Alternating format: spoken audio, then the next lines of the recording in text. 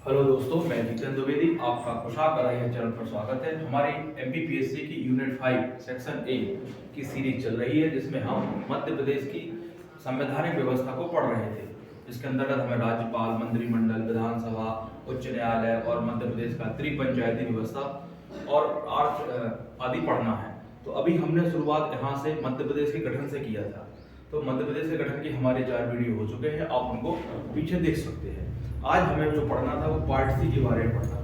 थोड़ा सा आपको हम 2 मिनट का रिवाइज कराकर पार्ट सी को स्टार्ट करते हैं। शुरुआत में हमने मध्य प्रदेश के गठन को पढ़ने के पहले भारत की स्थिति बताई थी कि स्वतंत्रता के पहले भारत की स्थिति क्या थी।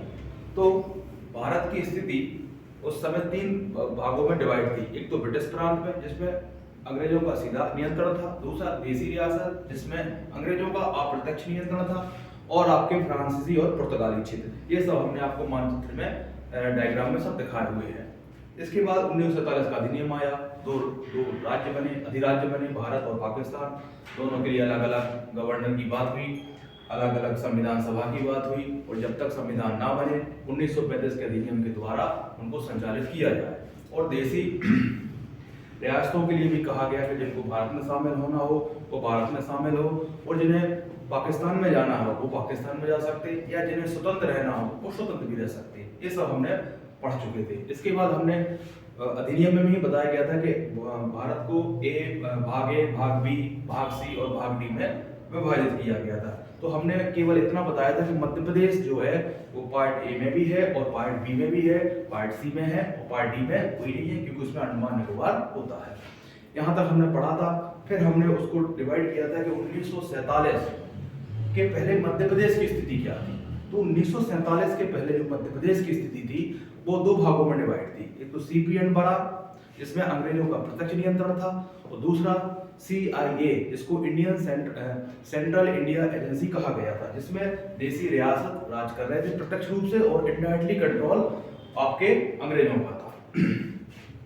फिर हमने आपको सीपी का इतिहास बताया या उसकी पृष्ठभूमि बताई कि सीपी कैसे बना और उसके बाद बरार कैसे बना। तो सीपी में हमने आपको बताया था कि 1818 एक बार आप डायग्राम देख ले। 1818 में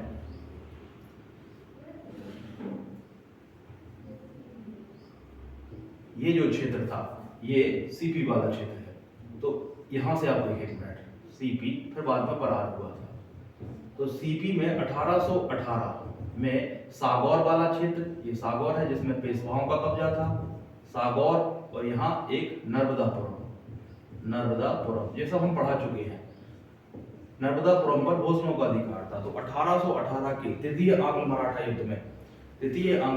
युद्ध में अंग्रेजों ने सागौर और नर्मदापुरम का क्षेत्र अपने अधीन कर लिया, और 1853 में इन्होंने यहाँ राजधानी जो थी नागपुर, भोसलों के कंट्रोल में थी, वो भी अपने अधीन कर ली। ठीक। फिर 1861 में आते आते इन्होंने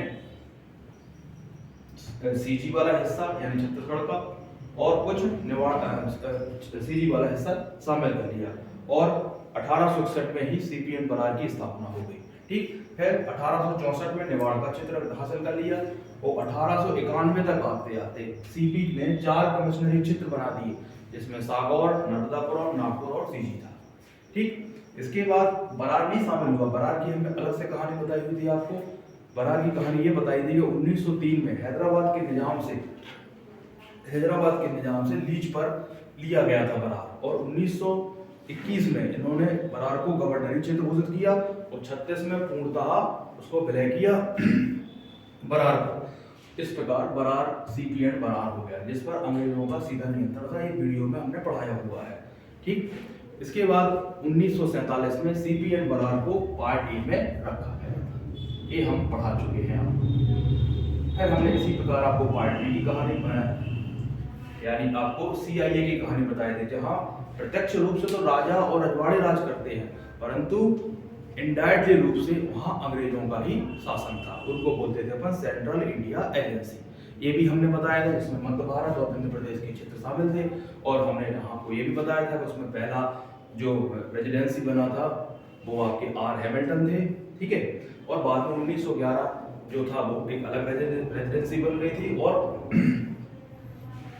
मुख्यालय लोगों ने इंदौर रखा था। इस प्रकार हमने सीआईए और आपको सीपीएन बरार पढ़ा दिया था। इसके बाद पार्ट ए में सीपीएन बरार, पार्ट बी में मध्य भारत, पार्ट सी में आपका विंध्य प्रदेश और भोपाल रखा गया था। फिर हमने आपको पार्ट ए पढ़ाया।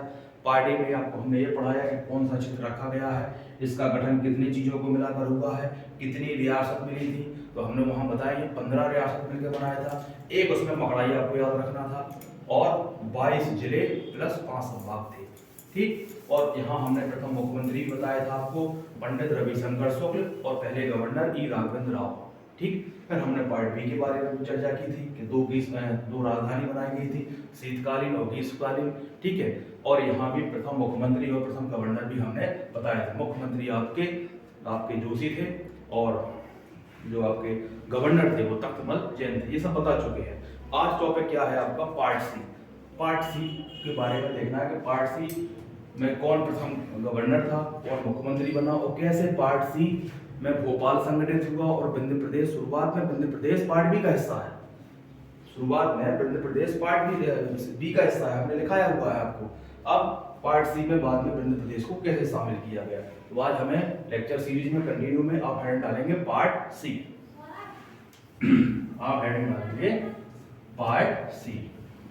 ये थोड़ा सा रिवीजन है, आप भी इसी प्रकार का जब भी नया टॉपिक पढ़े तो पीछे का एक बार रिवीजन जरूर करें। आज हम पढ़ेंगे पार्ट सी पढ़ेंगे। ठीक, क्या पढ़ेंगे? Part C. पीछे का हमने अभी आपको एक रिवीजन कराया है।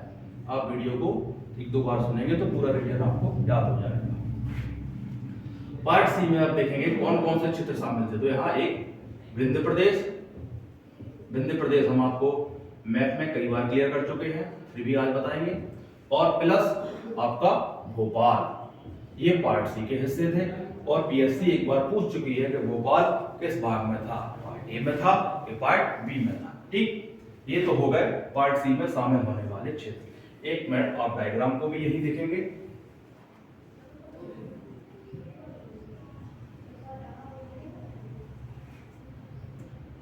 डायग्राम में आप देखेंगे कि पार्ट इनकी लोकेशंस कहां आती है, क्योंकि अभी मैप आपका यही बनेगा। तो सीपीएन बरार अभी इसी में शामिल है, ये आप पढ़ चुके हैं। और ये पार्ट ए है, पार्ट ए आप पढ़ चुके हैं। ये कौन सा हिस्सा है? थोड़ा सा ये वाला जो हिस्सा है,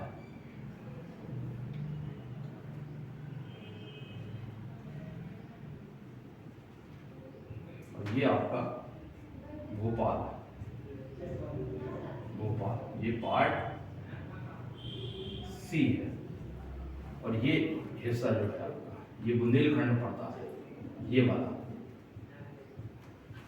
ये हो गया आपका बुंदेलखंड।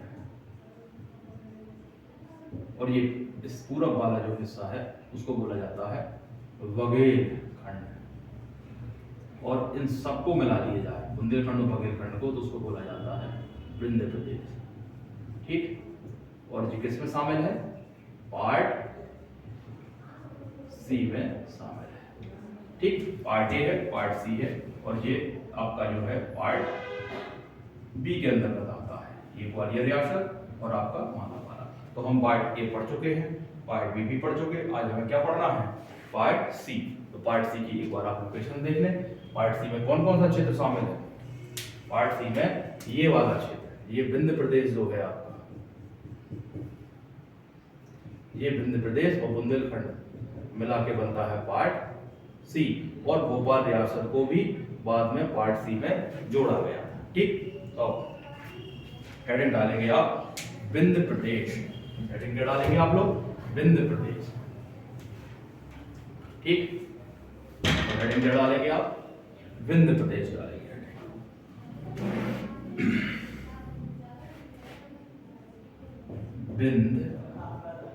विंध्य प्रदेश डालेंगे आप हेडिंग।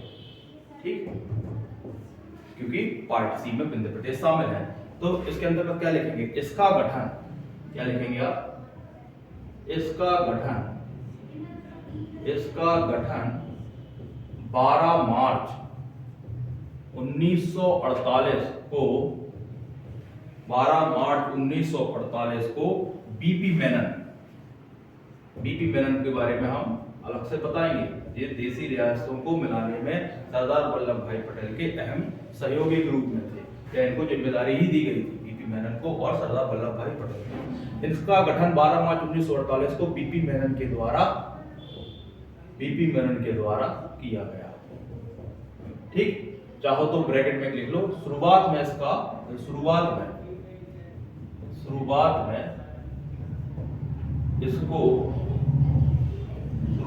इसको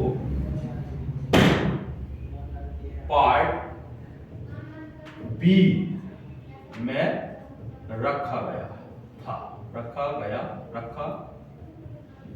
था। ठीक, यानी विंध्य प्रदेश को क्वेश्चन बन सकता है कि विंध्य प्रदेश को क्या पार्ट सी में ही था शुरुआत से? नहीं, शुरुआत से पार्ट बी में था, बाद में इसको पार्ट सी में शामिल किया गया था। ठीक, तो ये तो हो गया गठन। आपको क्या ध्यान रखना है इसमें? बीपी मेनन, कि बीपी मेनन ने ही विंध्य प्रदेश का गठन किया था। लोकेशन हम आपको बता ही चुके हैं।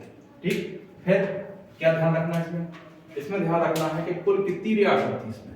इस रियासत में थोड़ा सा डाउट है, कई बुक्स आपको 34 रियासत बताती हैं, कई आपको 38 बताती हैं, तो आप 38 रियासत इसमें शामिल थी।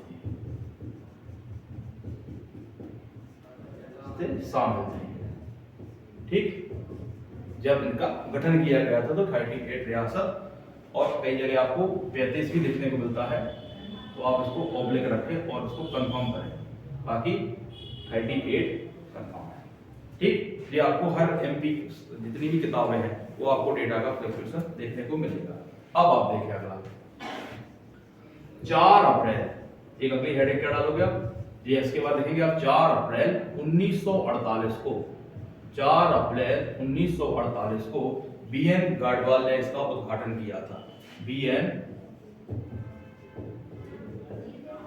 बीएन गाडविल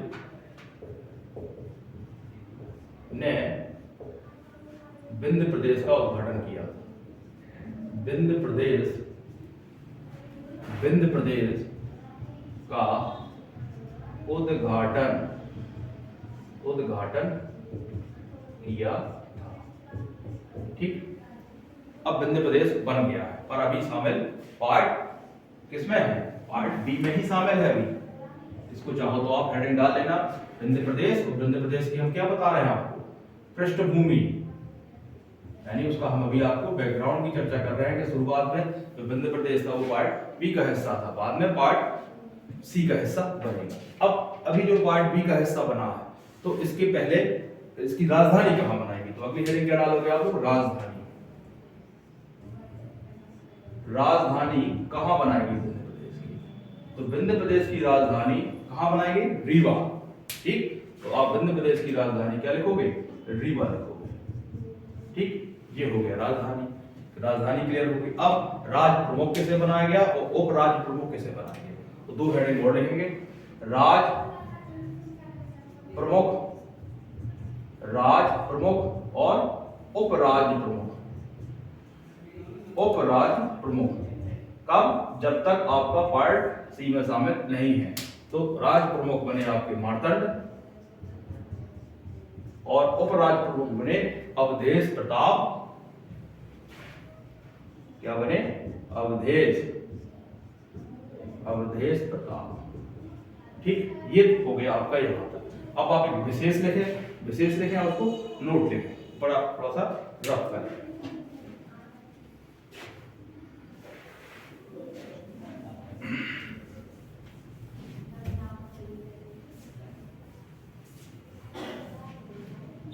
विशेष में लिखेंगे आप, हेडिंग डालें आप विशेष। अब आज विंध्य प्रदेश आप पढ़ रहे हैं, यानी पार्ट सी। विशेष में क्या ध्यान रखना है? विशेष में आपको लिखना है 1 जनवरी 1950 को, 1 जनवरी 1950 को विंध्य प्रदेश को पार्ट सी में रखा गया। ये इंपॉर्टेंट है। विशेष क्यों लिखा है? क्योंकि अब 1950 में क्या हुआ है, 1950 को ही विंध्य प्रदेश को पार्ट किसमें रखा गया है, सी में। तो जो अभी हमने आपको विंध्य पार्ट सी में रखाया है, ये है उसका पार्ट सी तक आने आते। अब यहां फिर आपको लिखना होगा, यहां मुख्यमंत्री कौन बना पार्ट सी का, तो हेडिंग डालेंगे आप प्रथम मुख्यमंत्री, प्रथम सीएम, प्रथम सीएम। प्रथम सीएम आपके जो है वो शंभुनाथ शुक्ल, शंभुनाथ शुक्ल, शंभुनाथ शुक्ल। कई किताबों में पांडे भी लिखा हुआ है ऑब्लिक में, तो आप पांडे भी लिखेंगे। ऐसा ना हो कि शंभुनाथ पांडे लिखा हुआ तो आप टिक नहीं करेंगे, शंभुनाथ शुक्ल और पांडे ऑब्लिक में ही लिखेंगे। ठीक, ये आपके शंभुनाथ शुक्ल और पांडे ये होगा पहले चीफ मिनिस्टर। यदि कोई पूछ ले कि बुंदेल, क्योंकि आपको पता है विंध्य प्रदेश जो है वो बुंदेलखंड प्लस बघेलखंड को मिलाकर विंध्य प्रदेश बनाया गया है, तो कई बार कई किताबों में ही दिया गया है कि बुंदेलखंड का प्रभारी या बुंदेलखंड का मुख्यमंत्री कौन था, कई किताब है। तो आप ध्यान रखेंगे यदि कभी पूछा जाए तो बुंदेलखंड का प्रभार कह ले या बुंदेलखंड के की जिम्मेदारी तो वो है कामता प्रसाद सक्सेना। आप चाहो तो इसको लिख सकते हैं, ठीक है, या इसको अन्य नेता कर लो आप, अन्य नेता, या ब्रैकेट में लिख लो बुंदेलखंड,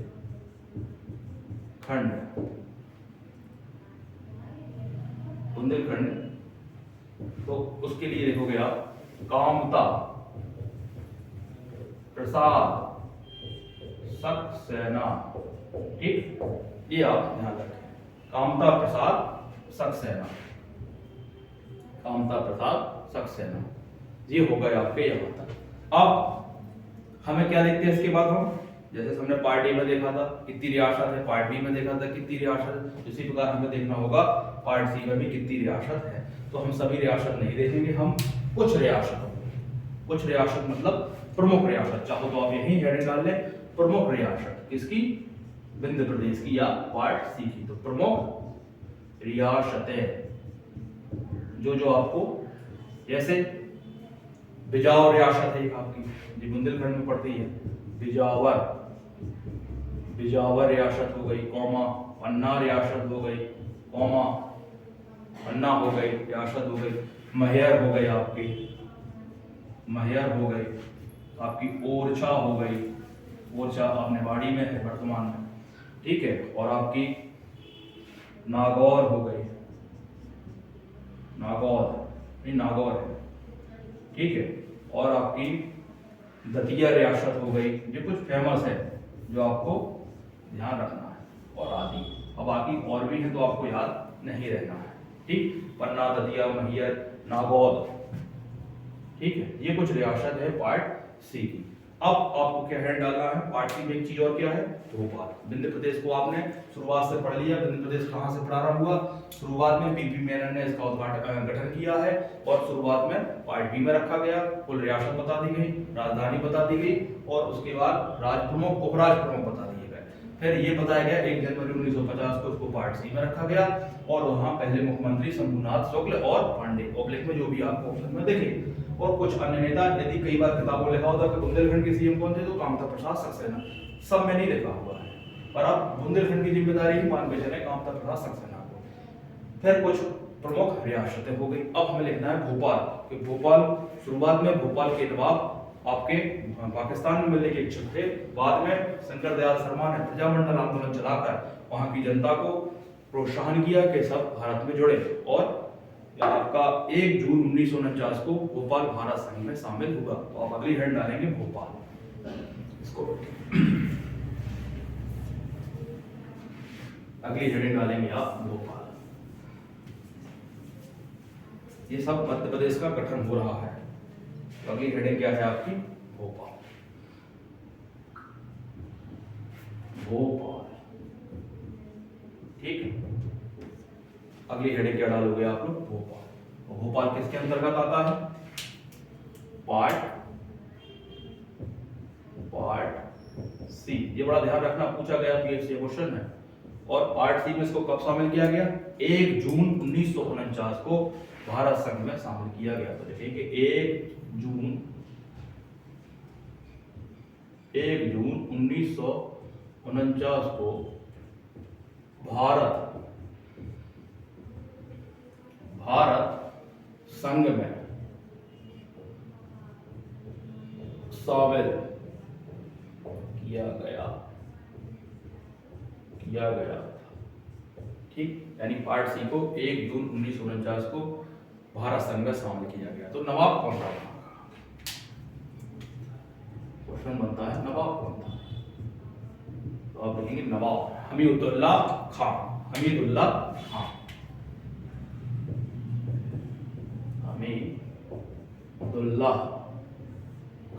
ये वहां के नवाब थे। ठीक, शुरुआत में नवाब कौन थे? 1 जून 1949 को भारत में शामिल किया नवाब थे। अब विशेष आप चाहो तो यहां लिख सकते हो, इसमें एक विशेष है, विशेष में क्या लिखोगे आप? पंडित शंकर दयाल शर्मा ने, पंडित शंकर दयाल शर्मा ने प्रजामंडल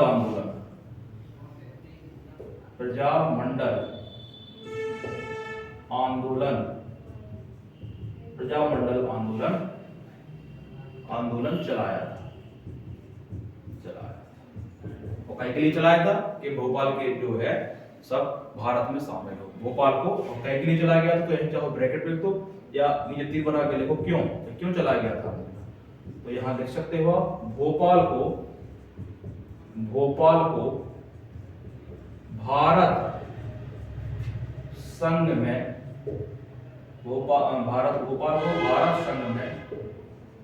शामिल करने के लिए। ठीक, ये था भोपाल का। अब जब भोपाल बन गया तो भोपाल के प्रथम मुख्यमंत्री या और राज प्रमुख, दो चीजें और आपको लिखना है। तो मुख्यमंत्री तो बनेंगे डॉक्टर शंकर दयाल शर्मा और आपके राज प्रमुख कह लो डॉक्टर हमीदुल्ला खान ही बनेंगे। तो अब दो चीजें और लिखना है और पार्ट सी आपका कंप्लीट है।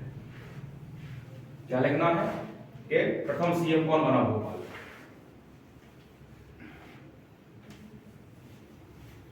ठीक, दो चीजें लिखना है। भोपाल का प्रथम मुख्यमंत्री या प्रथम सीएम ये बने आपके डॉक्टर शंकर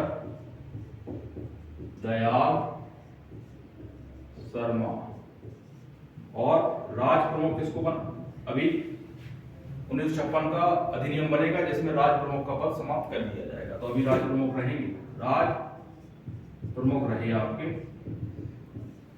हमीदुल्ला खान। ठीक, इस तरीके से आपका पार्ट सी कंप्लीट होता है। अब हमें जो पढ़ना है 1956, ये तो 1947 से 50 की स्थिति है। 1956 में जब भारतीय राज्यों का पुनर्गठन अधिनियम पास होगा तो उस अधिनियम में मध्य प्रदेश को भी राज्य बनाने का या मध्य प्रदेश भी राज्य बना। तो हम उसको पढ़ेंगे कि 1956 में मध्य प्रदेश को गठन की प्रक्रिया, यानी वो प्रोसेस पढ़ेंगे। तो प्रोसेस एमपी की नहीं है स्पेशली, वो पढ़ेंगे तो अपन भारत से ही एस के धर आयोग बना, उसके बाद JVP के आयोग बना, उसके बाद आपका फजल अली आयोग की अध्यक्षता हुई और 14 राज्य और आपके 6 केंद्र शासित प्रदेश बने। उसकी चर्चा हम अगले वीडियो में करेंगे। अब ये आपने part A, part B, part C को अच्छे से पढ़ा इस लेक्चर में। आज के लिए धन्यवाद।